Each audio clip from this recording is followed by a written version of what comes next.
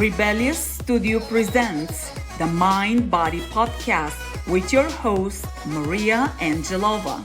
Hi, Rebels. Welcome to the Mind Body Podcast, your rebellious podcast with me, your host, Maria, where it is all about the strong body, calm mind, healing, and fully living. I am excited to have my guest today, Tracy Mchugh. Hello, Tracy. How are you doing? I am well, Maria. Thanks so much for having me. It is my pleasure. Tracy and I connected on a couple of topics around self-care and getting out of your comfort zone. So, those are hot, rebellious topics, which is why Tracy is here with us. And I'm super excited to talk to Tracy because Tracy is a rebellious spirit who is seeking the wonders of the world. So I can't wait to see what she's got to share with us. So with that, Tracy, let's get going. Tell us 3 words that tell us who Tracy is and a little bit of a story behind each one. Sure. I guess the first word that I will use would be sarcastic and humorous. I'll do that hand in hand because a lot of times sarcasm has a negative connotation with it. And the thing that I think of with that word specifically is the first time I got a collective laugh from a group of people was in a middle school class. I think it was my science class or history class or something like that. And I started singing the Sears jingle, the department store Sears, which, who doesn't find that hilarious? And I think I just sung it so horribly that everybody laughed at it. And I was like, oh, I love this. Like I got a whole group of people. And if you know how hard it is to get 12-year-olds to laugh, it was a big accomplishment. But well, let me tell you, I have a 12-year-old, so yeah. I can relate to that one very directly. Yeah. And the other word that I could think of that would describe me is independent. I realized from a young age there was just a lot that I wanted to see and do. And unfortunately, you don't always have the luxury of having a group or someone else to do it with. And I, from a very young age, realized I didn't want to not see or do things. I guess the most prevalent topic would be traveling. I've done a lot of traveling with friends and family, but I've also done a lot of traveling on my own.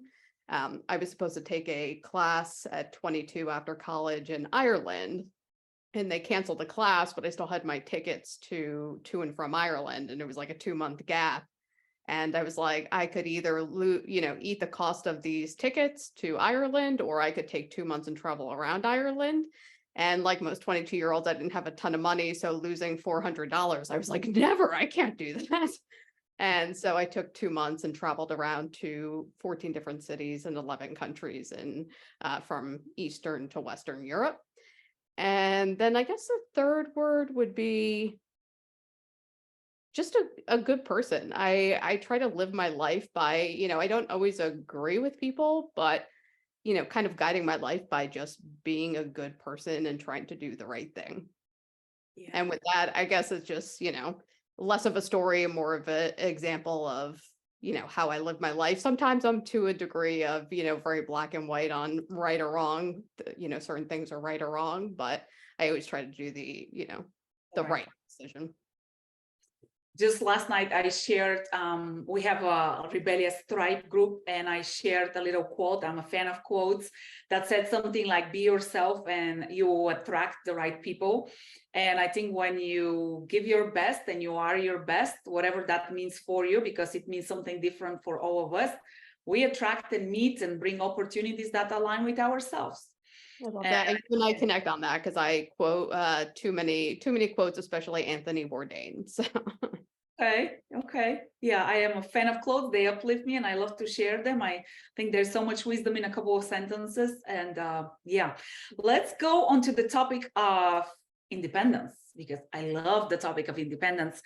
And I will tell you, I was raised to be very independent. My parents taught me from a very young age that there's actions and there is consequences. So they very smartly gave me choices to make. And they said, make the choice, and then whatever the consequence is, it's your consequence. And there's something about that if you have the excuse of saying, well, they told me to do that, or they told me not to do that, you can escape that. But when you have to own the consequence because you have made the choice, it's a very different mindset. And it's something that I'm teaching my daughter now. Like I said, she's 12. And I do think, especially for girls, I have to say, it's so important to raise independent, empowered young ladies and girls. And of course, as an adult, to stay independent and confident and secure and do things such as travel the world and go to different countries and feel comfortable with that. Yeah, it took a while. It took a while to transition from doing it and then feeling comfortable with it. And everybody has a different comfort zone. So specifically on travel and traveling by myself, I remember the first time that trip to Europe when I was by myself for 2 months. It was around 2007, so it wasn't quite the same with smartphones and having GPSs on your phone and like all those fancy gadgets. So I wound up taking my dad's he had a BlackBerry for work. And I'm just actually talking about this story the other day. And I had never been alone before. I had just graduated from high school. I was in college, which is, very, a safeness is kind of like your transition. And then I graduated and I took this trip and I had never been alone for more than a couple hours at a time. So I, have my dad's BlackBerry and I remember coming back and him seeing the bill and not being super, super thrilled with how big that BlackBerry bill was.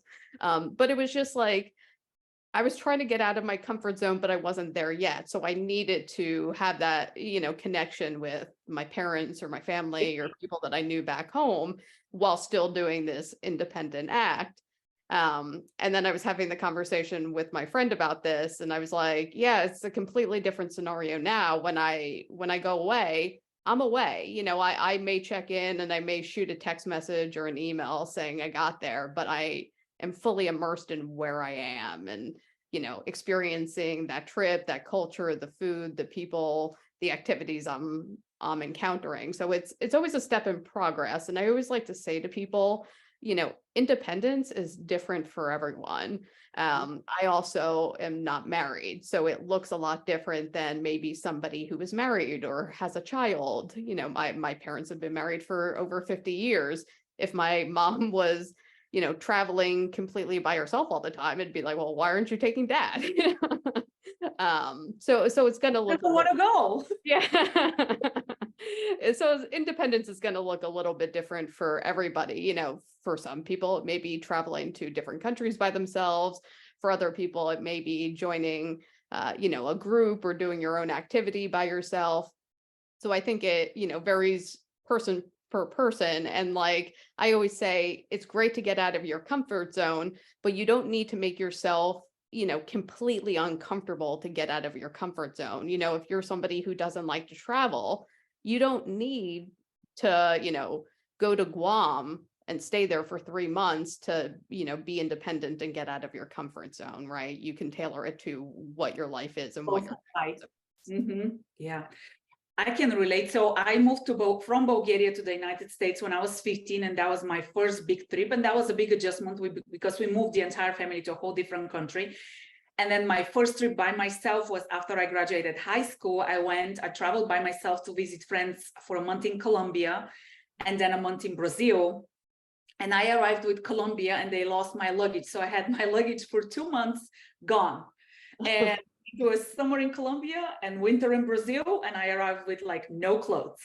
And I didn't have my mom or my dad to tell me what to do. And, I had a budget, like you said. It was like, I couldn't just go and buy whatever. And it was a very make you grow up type of experience.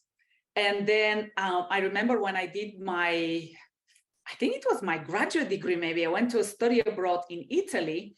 And that was fascinating because, again, I'm older than you.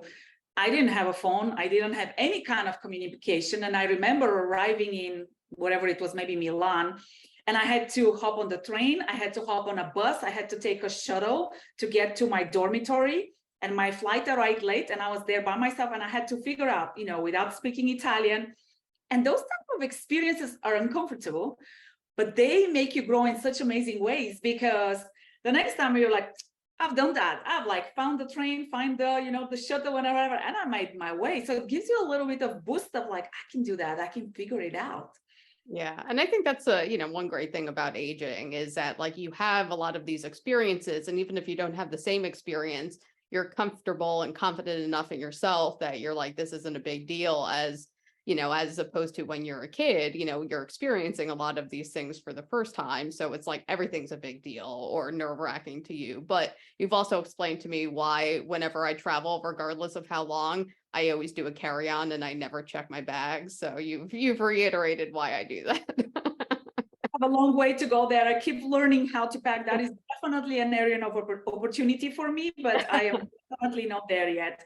And I remember, that's actually a side funny story. I arrived in Italy for my study abroad with this humongous suitcase. And in Europe, you don't get the escalators and the elevators that we have in the United States. You get the staircase that is really steep. And I remember going like, oh my gosh, like, how do I do that? And then I arrived in Azulu, is the little town where we were, and it is all cobblestones and high, like hills, steep hills, that I had to drag that suitcase.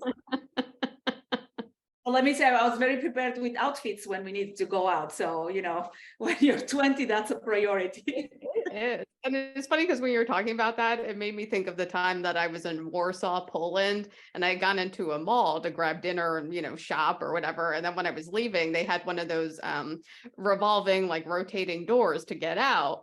And so I walk in it and it's not moving. And I was like, this is weird. I guess it's broken. And so like I walked back into the mall trying to find a different door. I'm like, how am I going to get out of this mall? And two Polish women walk in and start pushing it. And they were like, no revolving doors in America. And I was like, they do, but like they've revolved themselves. Like we're just used to everything in America being automated. Like I don't have to do anything physical, like ever.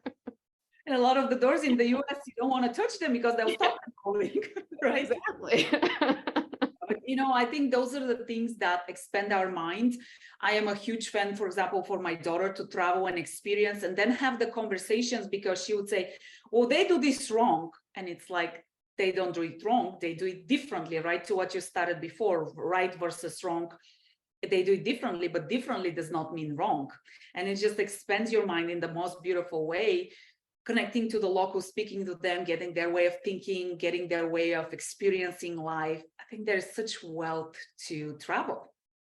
Yeah, absolutely. And it's funny you say that, because I think that with age, I've acquired that mind frame as well, that, even when it comes down to beliefs or, how you execute something, when I was younger, it was, probably more my way or the highway mentality. And now it's just like, live and let live, if that works best for you, as long as you're not harming me or my loved ones, like do what you need to do and let me do what I need to do. And let's leave it at that.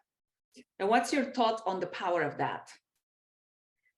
I think it's freeing, to be honest with you, when you get less hung up with other people and what they're doing or, what they're thinking of you or what they're doing. It's a freeing situation when you realize that people aren't thinking about you as much as you're thinking of you, and just to move on with your day, because people sometimes get so crippled with like, what they think others are thinking of them or what other people are doing. And it's just like, just live your best life, just do the best you can and let other people just do the best that they can. And you'll save a lot of time and energy, really. It is sometimes when I work with clients, especially on mindset topics, it's like, why are you not doing that? Well, I don't know what my spouse would say, my friend would say, my family would say. And I'm not talking about doing anything harmful, right? It's just doing something different that might be perceived as bad. It's amazing how much letting go of that, first becoming aware that that's holding you back, but then letting go of the fear of the judgments and what other things, and truly being who you are. If you're a little bit wild and crazy and rebellious. And I think the other power of that is once you let go of that fear and you're free to be who you are, you create that curiosity and that almost like you give permission to others to be like, oh, look at that, that's working out for her. Maybe I should try that. And it becomes contagious. Yeah. And I think that that's what I've liked more, even from the time I was little to now, where, people are more comfortable with expressing themselves more and kind of being in their own shoes and, figuring out things for themselves and being more vocal about it. like back in the day, and I'm sure it was different when my grandparents were kids and my parents, it was probably more extreme, but it's like, people weren't as vocal about things, and you might not have realized what other people were going through, or, how people were doing things differently, because everybody was, really to themselves, especially over like the more serious topics. So. Yeah, well, I think part of that is also nowadays, we mentioned it before, like social media and everything being out there versus, it was in the past, maybe it was through the community or through the neighbors, you hear what somebody else is doing. But nowadays, I was having a conversation with a client this morning, and she said, oh my gosh, I am so glad that in the 80s, we did not have social media. So all of our, teenage escapades would be out there somewhere in the cloud. And I think from an aspect, I think that's also closing people in, because again, the fear of the judgment and what are people going to say, or presenting that fake happiness or fake social media life of everything is perfect. Yeah, I definitely agree with your client. I'm glad that Facebook and social media wasn't a thing when I was like super little or in middle school. I don't I don't think, nowadays it's like you have all these, cool tweens who are doing TikTok videos. That was not me as a 12, 13-year-old. So I'm glad that wasn't in existence. Yeah. Very cool, Tracy. Tell us, what is your definition of rebellious? Sure. It's kind of circling back around to what we've been talking about. It's just being yourself and being true to yourself. I have occasionally done some crazy things of, partying in college, or, going skydiving. I've parasailing. I've done race car driving. I've done, the quote unquote, active, rebellious sort of not the norm sort of things. But I think that just genuinely doesn't always need to be that extreme. It's just going against a grain and thinking for yourself and doing something because it aligns with, what is working for you. Is, like I said, again, not harming anybody or not being malicious or anything like that, but just having your own mind and, what's working for you, as opposed to just kind of following the grain. Yes, staying true to yourself. Tracy, give us a favorite quote. We talked about quotes. Do you have a favorite one or a piece of advice you want to share with us? It's funny, the one that first popped into my mind, I don't know if they did this in your high school, but for senior class pictures, you could pick a quote and put the quote under your picture. And the one that I picked many, many years ago was, the price of everything, but the value of nothing. And that always kind of stuck with me, of like, people know, like, how much things cost and, the prestige of things, but sometimes like they miss what the value is, and like their priorities aren't, aligned, because they're more focused on, the superficial things, and actually like what is holding value in your life. So I, like we were talking about earlier, I love quotes.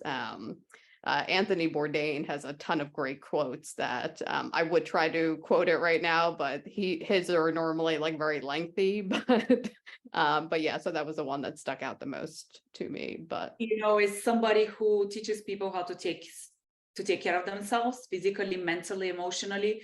I definitely see where the mindset around self-care and prioritizing and placing ourselves and our well-being first, giving that value, because we say, for example, my family is important, but then the actions don't align with that. Or we say my wellness is important for me, but then we don't take actions to take care of our well-being and so forth. So there is a misalignment of what we say and what we do. And action is the only thing, as I always say, that will change your life. And if you stay true to yourself and take actions in alignment with who you are and what your values are, I think that that can take you very far.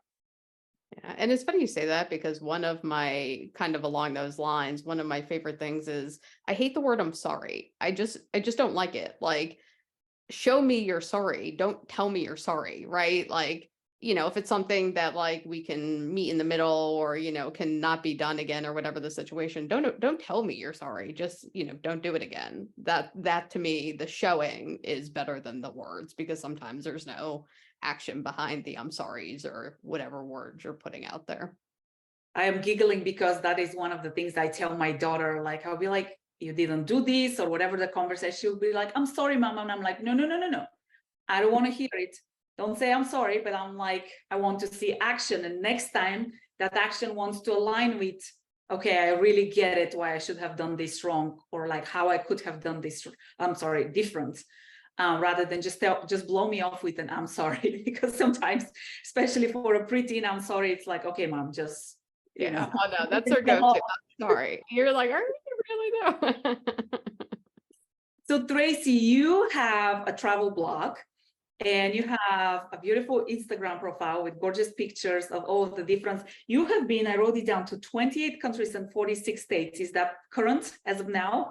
Yeah, I actually went to my 47th state in October. I went to Louisiana. So I actually drove through Louisiana and we stopped in New Orleans. So I'm now up to 47 states. I think I'm missing Nebraska, Kentucky, and Alaska. All right. Oh, Alaska is on my bucket list. But that's impressive. I love it. I was telling my daughter we should get one of those maps and start putting push pins wherever we travel. And we should do up the map with the little push pins. That sounds like a creative idea.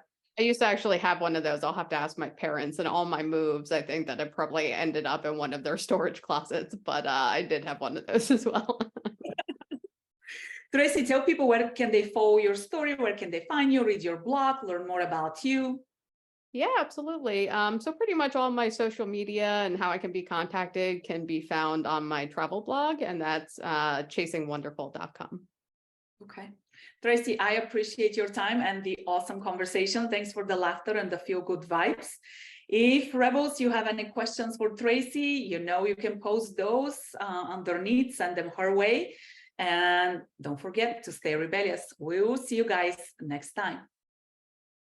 Can't get enough of those rebellious conversations? Do make sure you subscribe, like, and share.